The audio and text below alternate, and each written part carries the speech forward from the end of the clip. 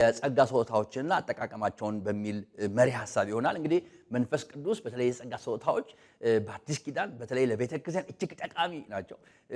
ቤተክርስቲያን ወይም የቤተክርስቲያን መሪዎች የመንፈስ ቅዱስ ስጦታዎች በተገቢው መንገድ ኤክሰርሳይዝ እንዲደረጉ ሰዎች ወጣቶች እንዲለማመዷቸው በሚገባ ማስተማር ማሰልጠንና ኢቭን ኢንከሬጅ ማድረግ አለባቸው ብዬ አምናለሁ። ይሄ ካልሆነ ቤተክርስቲያን የሚገባውን ከፍታ አታገኝም። ምክንያቱም የእግዚአብሔር መንፈስ ስጦታዎች በተገቢው መንገድ በቤተክርስቲያን እየሰሩ ከመጡ ቤተክርስቲያን ከፍታዋን ትይዛለች፣ ትታነጻለች፣ ሙሽራውንም ደግሞ ለመቀበል የተገባ ቁመና ትይዛለች ማለት ነው። ነገር ግን አለመታደል ሆኖ ይሄ ለማነጽ የተሰጠን ለክብር የተሰጠን የጸጋ ስጦታ በጣም ምን ያህል መስመሩን እንደሳተና በቤተክርስቲያን ውስጥ ከጥቅም ይልቅ ምን ያህል ጉዳቱ ባልተናነሰ እየፈተነን እንዳለ ለሁላችሁም ግልጽ ይመስለኛል። ስለዚህ በተቻለ መጠን ዕውቀትን በዚህ ጉዳይ ላይ እንድናገኝ መረጃ እንድናገኝ የእግዚአብሔር ቃል ዓላማው ምንድነው የሚለውን በተከታታይ እንመለከታለን። እንግዲህ በአዲስ ኪዳን ላይ ባለፈውም ሳምንት ነግሬያችኋለሁ። ሶስት አይነት የጸጋ ስጦታዎች ተቀምጠዋል። አንደኛው ለተከታታይ ወራት የምንቆይበት የመገለጥ ወይም ማኒፌስቴሽን የሚባለው ስጦታ ነው። እሱ አንደኛ ቆሮንቶስ ምዕራፍ 12 እንግዲህ ከቁጥር 7 ጀምሮ እስከ 10 ያለው ነው። እሱ በጣም የጠለቀ በጣምም ደግሞ ልንማረው ልናቀው የሚገባ ነገር ነው። እሱ ላይ ትኩረት እናደርጋለን። ቀጥሎ ደግሞ ያለው ሮሜ ምዕራፍ 12 ላይ የተቀመጠው ማለት ነው። እነሱ ወደ 7 የሚደርሱ ናቸው። ትንቢትን መናገር፣ ማስተማር፣ መስጠት፣ መምራት እነኚህ ተደርጎ የተቀመጡ ናቸው። እነሱ አንዳንድ ሰዎች እዛ ላይ ለምሳሌ ሮሜ ምዕራፍ 12 ላይ ትንቢትን መናገር ብሎ የሚጀምረው ትንቢትን መናገር አንደኛ ቆሮንቶስ ካለው የትንቢትን ስጦታ ጋር አገናኝተው የሚናገሩ ሰዎች አሉ። በፍጹም አያገናኝም። ያኛው ሮሜ ምዕራፍ 12 ላይ ያለው እነኛ 7ቱ የሞቲቬሽናል ጊፍትስ ነው የሚባሉት፣ የሚያበረታታ ጊፍት ነው የሚባሉት። እነሱ በምንም መንገድ ከኤፌሶን ጋር አይገናኙም። አሴም ታይም ደግሞ ከአንደኛ ቆሮንቶስ ምዕራፍ 12 የመገለጥ ወይም ማኒፌስቴሽን ከሚባለው ስጦታ ጋር አይገናኙም። ያኛው እግዚአብሔር አምላክ በተፈጥሮ ለሰው ልጆች የሚሰጠው ኢቭን አማኝ መሆን እንኳን ሳይጠበቅብን የምናገኘው ነገር ነው። ትንቢትን መናገር የሚባለው ግን ፕሮፌሳይ ማድረግ በእግዚአብሔር መንፈስ ተሞልቶ የነገውን መተንበይ ማለት አይደለም። ምክንያቱም ያ የትንቢት ስጦታ የሚባለው በዛ ደረጃ የተቀመጠው በድፍረት መናገር ኢቭን ስለ ነገ መተንተን እንደዚህ የሚችሉ ሰዎች አሉ። ነገን በሚገባ ትንትን አድርገው የሚያቀርቡ ልክ እንደ አንድ ነቢይ ማለት ነው። እንደ አንድ በእግዚአብሔር መንፈስ እንደተሞላ ነቢይ ነገን ተንትነው የሚያሳዩ በድፍረት የሚናገሩ ኢቭን የሚገስጹ በጣም እንደነኛ ሰዎችን ነው ትንቢትን መናገር የሚለው። ስለዚህ ማስተማር ለምሳሌ ይላል። ይሄ ማስተማር በተፈጥሮ በጣም የተካኑ የሚያስተምሩ ሰዎች አሉ። መምራት ይላል የሚመሩ ሰዎች አሉ። መስጠት ይላል በጣም እንስፍስፎች በርህራሄ የተሞሉ ሺዎች ሚሊዮኖች አሉ በምድራችን ላይ። ይሄ በተፈጥሮ የምናገኘው እግዚአብሔር አምላክ ሰው በመሆናችን ምክንያት ሲፈጥረን የሰጠን ነው። እግዚአብሔር በሰጠን በዛ ደግሞ እንትጋ ነው የሚለው እና ምክንያቱም ቁልፉ ቃሉ እንትጋ ስለሚል ነው። ባለፈው ሳምንት በሰዓት ያሳይቻችኋል።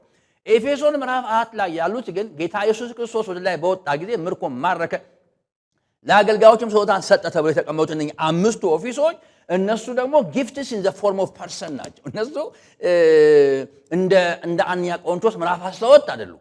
አንደኛ ቆሮንቶስ ምዕራፍ 12 ያለው ስጦታ አይነት በሰው ውስጥ ይስራ እንጂ ጸጋው ወይም ያ መንፈስ ወይም ስጦታው በሰዎች ውስጥ ይሰራል እንጂ በሰዎች ውስጥ ፐርማነንትሊ የሚቀመጥ አይደለም።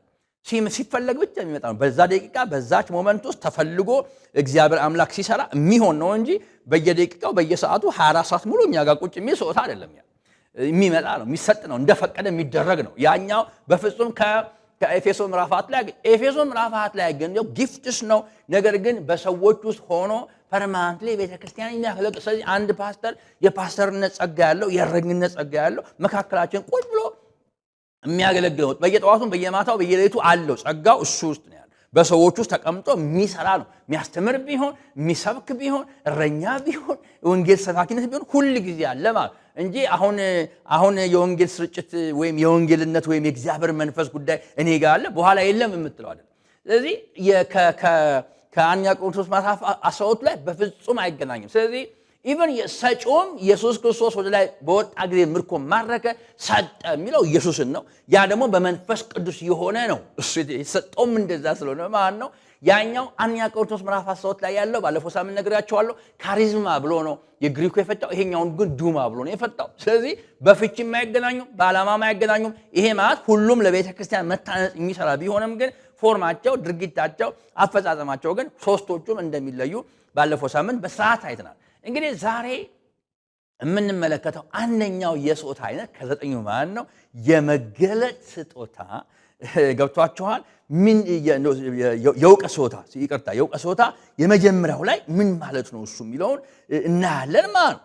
ይሄ ማለት በጣም እጅግ በጣም አስፈላጊ ሰዎች በጥንቃቄ ማየት የሚገባቸው ምንድነው የመገለጥ ስጦታ ማለት እንዴት ነው እሱ የምንገልጠው የሚለውን በደንብ እናያለን ማለት ነው። ጥበብን ስናይ የመገለጥ ስጦታና የጥበብ ስጦታ በጣም እርስ በርሳቸው ተወራርሰው ስለሆነ አንድ ሰው በእውቀት መንፈስ የሆነ ነገር እንዲገልጥ አምላክ ሲገልጥለት ያንን እንዴት ነው በምን ጥበብ ነው ወደዛ ያንን የእውቀት መንፈስ የሚገልጠው የሚለው እርስ በርሱ ተናቦ የሚሰራ ስለሆነ በጥንቃቄ እናያለን። ስለዚህ የመጀመሪያው የእውቀትን መናገር የሚለው ነው። እነዚህ እንግዲህ ማኒፌስቴሽን የሚባሉት የመገለጥ ስጦታ እንዳልኳችሁ 9 ናቸው። ከ9ኙ እንግዲህ ዛሬ አንዱን ነው የምናየው። የመጀመሪያው እንግዲህ ወርድ ኦፍ ኖሌጅ የሚባለው እውቀትን መናገር፣ እውቀትን የመናገር ጸጋ ያላቸው ሰዎች ምንድነው ምልክታቸው? እንግዲህ በአፈጻጸም ብላችሁ እውቀትን መናገር በኖርማል ትምህርት ቤት የማታገኘው፣ በልምድ የማታገኘው፣ በእድሜ የማታገኘው፣ በዘመናት መካከል የማታገኘው፣ በየትኛውም መንገድ የማታገኘውን እውቀት እግዚአብሔር በመንፈስ ቅዱስ አማካኝነት በተለየ ሁኔታ ሲሰጥህ ይሄንን አሁን በዚች ሞመንት የምታውቀው ነገር በትምህርት ልታገኘው አትችልም፣ በልምድ ልታገኘው አትችልም፣ በእድሜ ልታገኘው አትችልም፣ በተሞክሮ ልታገኘው አትችልም። ብዙ ጊዜ ሞክረህ የምታገኘው አይነት አይደለም። ይሄኛው ይለያል። እውቀትን መናገር በየትኛው ሁኔታ በሰው የተፈጥሮ እውቀት ወይም ትምህርት ወይም በልዩ ችሎታ ሊመጣ የማይችልና በመንፈስ ቅዱስ አማካኝነት ብቻ የሚገለጥ የእውቀት አይነት ነው። የእውቀት መገለጥ ያላቸው ሰዎች እግዚአብሔር አምላክ በመንፈስ ቅዱስ ሲገልጥላቸው በምንም ታምር በላብራቶሪ በእውቀት በእድሜ በሆነ በችሎታ ኢቭን በተፈጥሮ ስትሰራ እንደዚህ የለም። ይሄን ዳይሬክት የሚያደርገው የእግዚአብሔር መንፈስ በህይወት ስጦታውን ሲያመጣው በዛች ሞመንት የምትናገረው የምታውጀው የምትገልጠው የእውቀት መንፈስ በእግዚአብሔር መንፈስ ብቻ የሚከናወን እንደሆነ በዚህ አጋጣሚ ማረጋገጥ ያስፈልጋል። በርካታ ማሳያዎችን በብሉይም በአዲስ ኪዳንም ማንሳት እንችላለን። ለምሳሌ አሁን ጌታ ኢየሱስና የሳምራዊቷ ሴት ተመልከቱ። ጌታ ኢየሱስ ክርስቶስ 9ኙንም የጸጋ ስጦታ ኤክሰርሳይዝ ማድረግ የቻለ ካህንም፣ ነቢይም፣ አባትም፣ ጌታም፣ የሰላምም አለቃ የሆነ ነው። እሱ ታውቃላችሁ። ለምሳሌ እቺ ሴት ስትመጣ ጌታ ኢየሱስ ክርስቶስ ኦልሞስት ደክሞት ነበር፣ ተቀምጦ ነበር። ወደ እሷ ስትመጣ በጥበብ ቃል አናግሯታል። ውሃ እንድታጠጣው ጠይቋታል። እሷ የመለሰችውን መልስ አይታችኋል። ከዛ ግን አደገኛ ነገር በብዙም በሰው እውቀት ሊሆን የማይችል ነገር ያወራታል። ምን ብሏል? ኢየሱስም ሂጂና ባልሽን ጠርተሽ ወደዚህ ነይ አላት። ይሄ እንግዲህ ይላችሁ ሴቲቱ መልሳ ባል የለኝም አለችው። ኢየሱስም አዎ ባል የለኝም በማለትሽ መልካም ተናገርሽ። 5 ባሎች ነበሩሽ፣ አሁን ካንቺ ጋር ያለው ባልሽ አይደለም አላት። ይላችሁ እንግዲህ በዚህ እውነት ተናገርሻ። ሴቲቱ ጌታ ሆይ አንተ ነቢይ እንደሆንክ አያለሁ አለች። ዮሐንስ ወንጌል ምዕራፍ 4 ቁጥር 16-19 ባል የለሽም ያልሽው አዎ 5 ባሎች ነበሩሽ፣ አሁንም ካንቺ ጋር ያለው ባልሽ አይደለም። በእርግጥ እንዲህ ሲያወራት ይሄ ማለት የሆነውን ነው የሚያወራት፣ ድርጊቱን ነው የሚያወራት። ከኋላ ያሉትን 5ቱን 6 አላለም፣ 4 አላለም፣ 3 አላለም፣ 5 ባሎች። አሁንም እንደዚህ አይነት ንግግር በእውቀት አታረገው፣ በትምህርት አታረገው፣ ዝም ብሎ በትምህርት በመረጃ አታረገው። በፍጹም የምታገኘው አይደለም። ይሄ የሚሆነው በእውቀት መንፈስ ተሞልተ የእግዚአብሔር መንፈስ ሲገልጥልህ የምታረገው ነገር ነው እንጂ በእውቀት የሚሆን አይደለም። ስለዚህ ከሴቲቱ ጋር የተነገረው እውቀት በመንፈስ ቅዱስ የሆነ ስለሆነ ይሄንን የእውቀት ቃል ወይም የእውቀት መንፈስ እንለዋለን። በዚህ እውቀትን የመናገር መንፈስ ነው።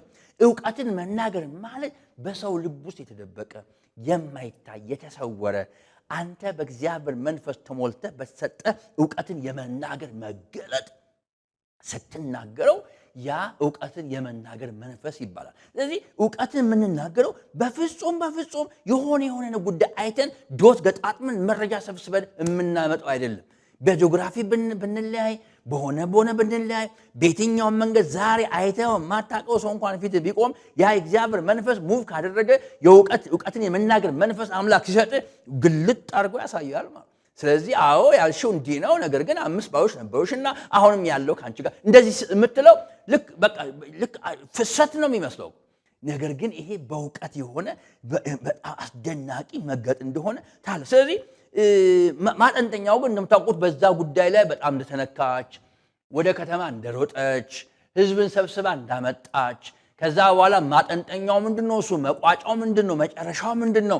ስለ ቃሉ ብዙ ሰዎች አመኑ የሚል ዮሐንስ ወንጌል ምዕራፍ 4 ላይ ተጽፏል እኮ አይታችኋል። በቃ እሷ አሁን እንደውም አንቺ ስላልሽን ሳይሆን ስለሰማን ነው ብለው እኮ ነው ያመኑት።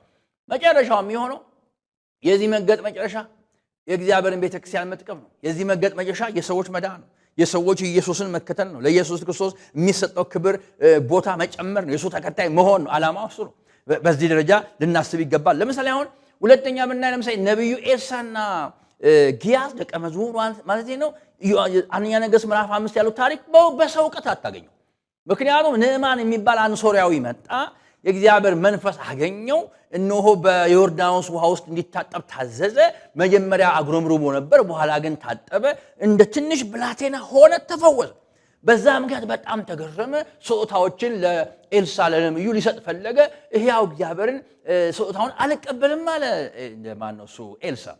ይሄን ተከትሎ እንግዲህ በቃ ወደ ሀገሩ እየተመለሰ ጊያዝ የሚባለው የማደቀ መዝሙር የኤልሳዕ ደቀ መዝሙር ተከታትሎ ወደዚህ ንዕማን ሄደ። ንዕማን ከሰረገላ ወረደ። በእውነት ከነብዩ ጋር አይቶት ነበርና ዋጋ የሰጠው ይመስለኛል። ይሄንን ብቻ ብሎ አላበቃም። ከኤፍሬም ከተራራማው ሀገር ድንገት አንተ ከሄድክ በኋላ ነብዩ እንግዶች መጡበት አለ። ስጦታ ተቀበለ። በጣም እየደረበ ስጦታ ሰጣው። ያን ተሸከመና በድንኳን መካከል ሸሸገ። ሸሽጎ ግን ሲያበቃ ኤልሳዕ አካባቢ ላይ ምንም እንዳልተፈጠረ ሆኖ ምንም እንዳልሰራ ሆኖ በድንኳኑ ደጃፍ መሽከርከር ሲጀምር አስደናቂ ጥያቄ ጠየቀው። ይኸውላችሁ ነብዩ ኤልሳዕ ባሪያህ የት ነበር ካለው፣ ከወዴት ነበር ካለው፣ እርሱ ግን ገብቶ በጌታ ፊት ቆመ። ኤልሳዕም ጊያዝ ከወዴት መጣ አለው። ይላችሁ እርሱም እኔ ባሪያህ ወዴትም አልሄድኩም። ተመልከቱ፣ ሄዷል እኮ ረጅም ርቀት፣ ወዴትም አልሄድኩም። እርሱም ያ ሰው ከሰረገላው ወርዶ ሊቀበል በተመለሰ ጊዜ ልቤ ከአንተ ጋር አይደለምን? ብሩንና ልብሱን የወይራውን የወይን ቦታ በጎቹን በሬዎቹን ወንዶችን ሴቶችን ባሪያዎች ትቀበል ዘንድ ይህ ጊዜው ነውና አለው። ሁለተኛ ነገሥት ምዕራፍ 5 ቁጥር 20 መንፈሴ ከአንተ ጋር ነበር። ኢቭን ያ ንዕማን ከሰረገላው ሲወርድ ስጦታ ሲሰጥህ በድንኳን ሲሸሸግ መንፈሴ ልቤ ከአንተ ጋር ነበር አለው። ይህንን በእውነት እላችኋለሁ ከእውቀት ከመናገር መንፈስ ውጪ የእግዚአብሔር መንፈስ በዚህ ኃይል ወደኛ መጥቶ ከሚገልጥልን በስተቀረ በምንም ታምር በመረጃ በእውቀት በልምድ የምታመጣው አይደለም። ይሄ በልምድ አይመጣም። አምላክ በዛች ሞመንት ሲገልጠው ይሄን የእግዚአብሔር መንፈስ ሲያደርግልህ ነው። ያጁ እንዲህ አይነት ስጦታ ያላቸው ሰዎች የእግዚአብሔር መንፈስ በቤተ ክርስቲያን ውስጥ በኃይል መስራት ሲጀምር በመገለጥ በእውቀት መንፈስ መናገር ሲጀምር ምን ያህል ቤተ ክርስቲያን እንደምትከበር ወንጌል ምን ያህል እንደሚፈራ እኮ ማየት ትችላላችሁ።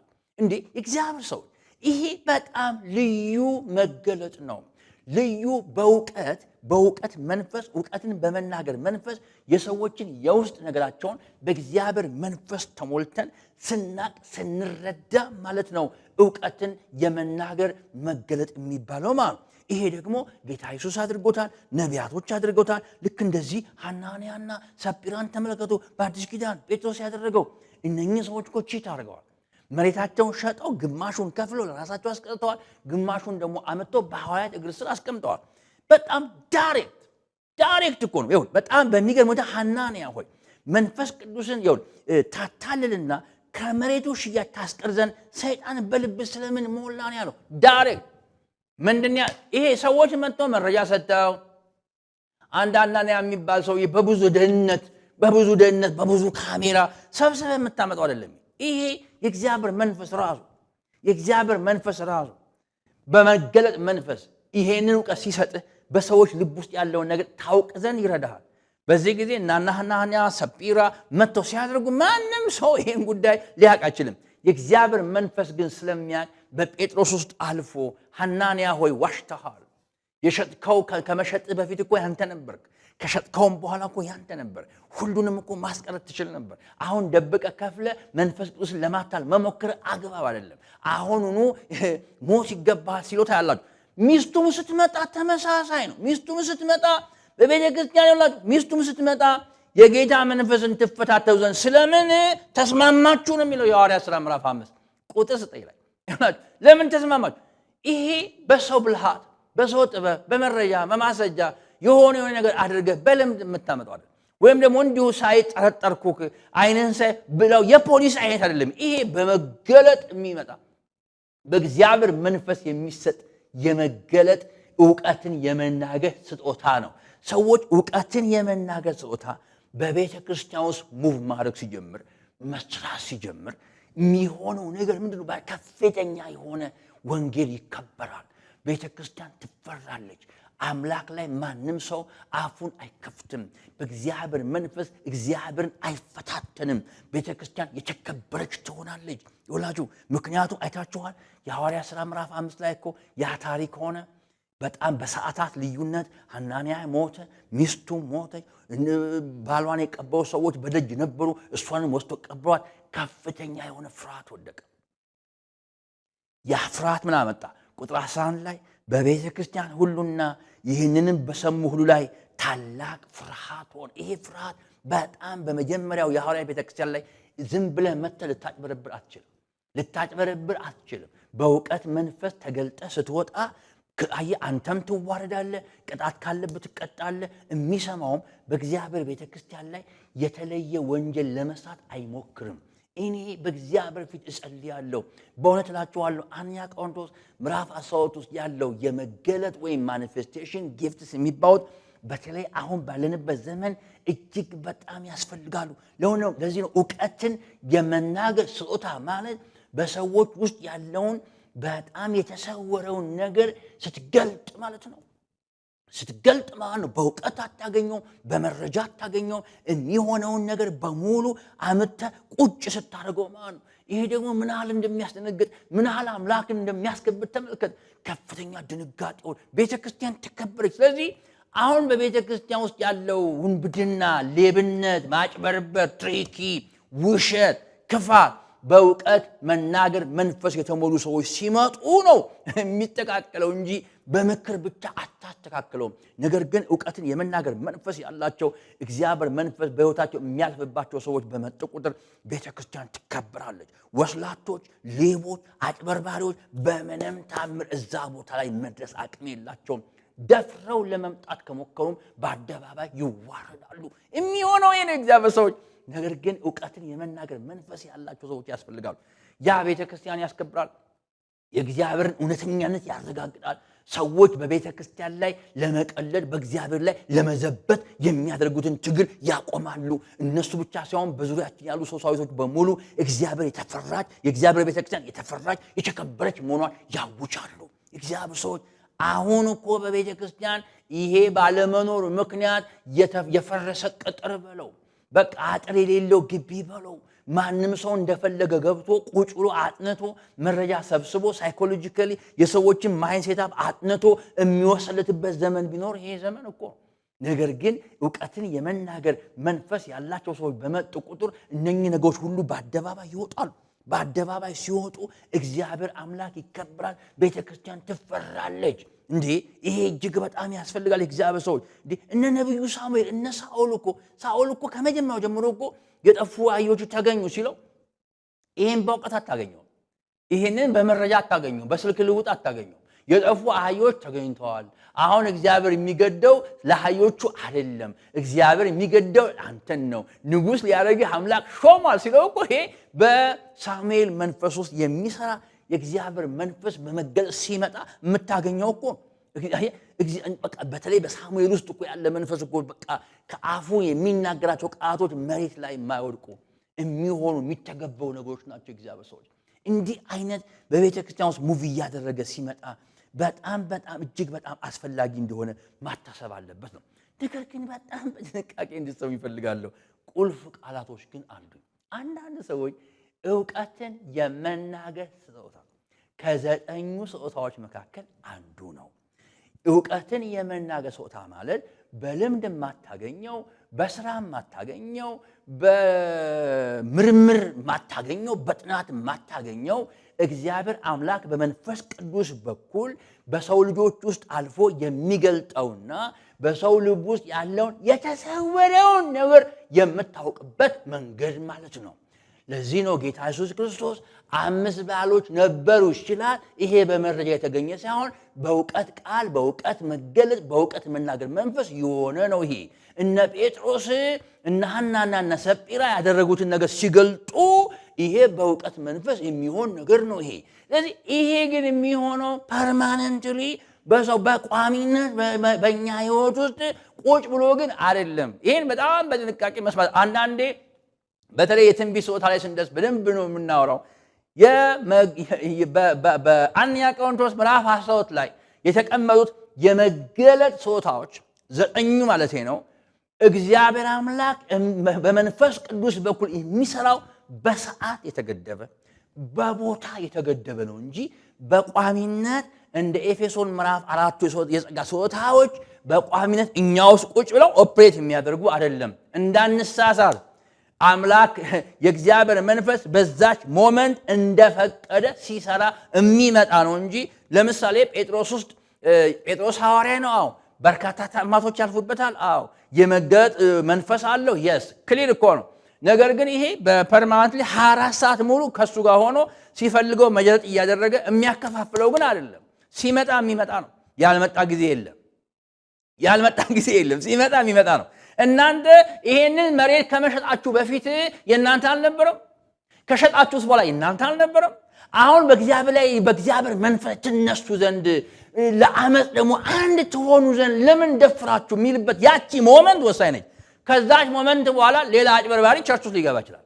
ሌላ የዋሸ ሰው ወይ ደግሞ እውነትም ደግሞ ደብቆ የተወሰነውን ከፍሎ አምጥቶ በሐዋርያት እግር ስር አስቀምጦ እኮ ሊሆን ይችላል። እነ ሰጲራና እነ ሐናንያ ናቸው ብላችሁ ብቻ አታስቡ።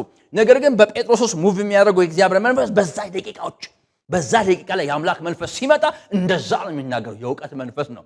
ይሄ ማለት መንገደኛውን በሙሉ አጭበርባሪ ታውቃለህ፣ መንገደኛውን በሙሉ ሙሰኛ ታውቃለህ ማለት ግን አይደለም። ሲገለጥልህ ነው። ስለዚህ እግዚአብሔር ሰዎች በጥንቃቄ ደግማችሁ ስሙኝ። አንደኛ ቆሮንቶስ ምዕራፍ 12 ላይ የተቀመጡት የመገለጥ ስጦታዎች በታይም በጊዜ በቦታ የተገደቡ ናቸው እንጂ በቋሚነት 24 ሰዓት እኛ ውስጥ ሆነው እኛ ስንፈልጋቸው የምናወራቸው የምንናገራቸው አይደሉም። የእግዚአብሔር መንፈስ እንደፈቀደ የሚሰጠን ነው። ለዚህ ነው ደግሜ ላለው ጌታ ኢየሱስ ክርስቶስ ያችን የሳማሪትን ሴት በመገለጥ መንፈስ ነው ያወቃት። ውስጡ እቺ ሴት ታሪኳ እንደዚህ አይነት ታሪክ እንደሆነ የሚነግራት በእውቀት መንፈስ ነው። በእውቀት መገለጥ ነው የሚነግራት። እነ ጴጥሮስ እነኛን የሐናንያን የነሰጲራን መንፈስ ሲገልጡ በእውቀት መንፈስ ነው የገለጡት እንጂ በመረጃ በማስረጃ ሰብስበው የደህንነት ስራ ሰርተው አይደለም። ስለዚህ ያ መንፈስ የሚሰራው ግን ስፔሲፊክሊ በታይም የተገደበ ነው፣ በቦታ የተገደበ ነው እንጂ በሰዎች ውስጥ 24 ሰዓት ቁጭ ብለው አንተ ስትፈልገው በሙሉ የምትሰጠው የምትነሳው አይደለም። እንደዛም አይነት መንፈስ ተሸክመን የምንሄድ ከሆነ ከሰው ጋር እንዴት ትኖራለህ? ከሰው ጋር እኮ አትኖርም እንዴ። የትኛውም ቦታ ልትገኝ አትችልም። ምክንያቱም እዛ ቦታ ላይ ስትገኝ ሰውየው ማን ነው፣ ምንድን ነው፣ ህይወቱ እንዴት በሙሉ የሚታይህና አንተም ለመንገድ የምትሞክር ከሆነ እንዲህ አይደለም። ይሄ መንፈስ ግን የሚሰራው በጊዜ በታይም የተወሰነ ስለሆነ በመገለጥ መንፈስ ዕውቀት እናውቃለን። ስለዚህ የምናውቅበት አንዱ መንፈስ ይሄ ነው። ስለዚህ በብሉይ ኪዳንም ያሉ ነቢያቶች፣ በአዲስ ኪዳንም ያሉ ነቢያቶች የመገለጥ ስጦታ የእግዚአብሔር መንፈስ ሲሰጣቸው በእርግጥም ገልጠው ተናግረዋል።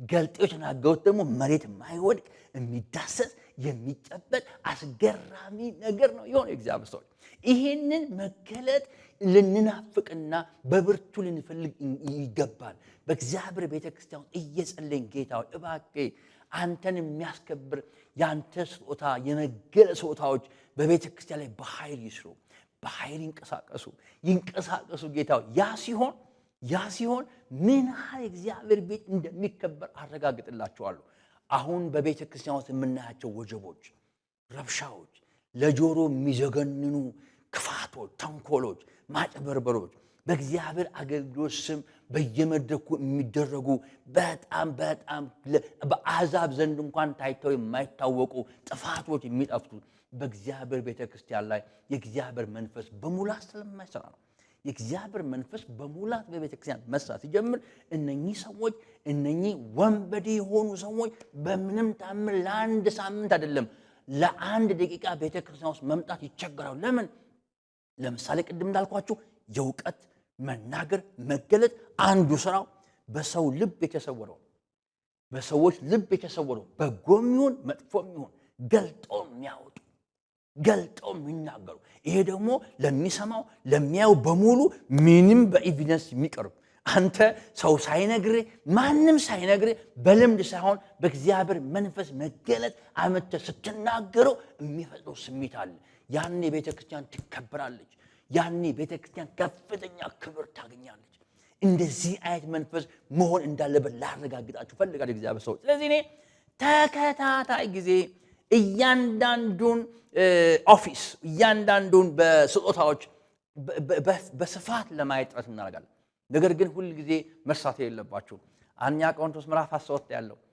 ዘጠኙ የጸጋ ስጦታዎች ኤፌሶን ምዕራፍ 4 ካለው ላይ ይለያሉ ኤፌሶን ምዕራፍ 4 ያለው የጸጋ ስጦታ አይነቱ ሮሜ ምዕራፍ 13 ካለው ይለያል ሮሜ ምዕራፍ 13 ላይ ቶታሊ ሰዎች በተፈጥሮ የሚያገኙዋቸው እንጂ ክርስቲያን ስለሆኑ እንኳን የሚሰጣቸው እንዳልሆነ ደግሜ ላረጋግጥላችሁ ፈልጋለሁ የኤፌሶን ምዕራፍ 4 ግን gifts in the form of person ሆኖ በሰዎች ውስጥ 24 ሰዓት ኦፕሬት የሚያደርጉ አንድ ፓስተር አምላክ በዚህ መንገድ ከጠራው 24 ሰዓት ሙሉ ሰዎች የሚጠቅምበት ቤተክርስቲያን የሚያነጽበት መንገድ ነው አንደኛ ቆሮንቶስ ምዕራፍ 13 ያሉት ግን ሲፈለግ ብቻ እግዚአብሔር መንፈስ በህይወት ሙቭ የሚያደርገው እንጂ በቋሚነት አንተ ህይወት ውስጥ ቁጭ ብለው የሚሰሩ ደግሞ እንዳልሆነ ማወቅ አለብን ማለት የሚቀጥለው ሳምንት ስንገናኝ ሌላኞቹ እንዲሁ እናወራለን የእግዚአብሔር ሰዎች ይሄንን ትምህርትና ሌሎችንም ቢሆን ፓስተር ጌታውን ታደሰ ሹሜ ብላችሁ በእንግሊዝኛ ታይፕ አድርጋችሁ ስትመጡ የኔ ዩቲዩብ አካውንት ታገኛላችሁ እዛ ላይ ኦልሞስት ወደ ከ80 የሚበልጡ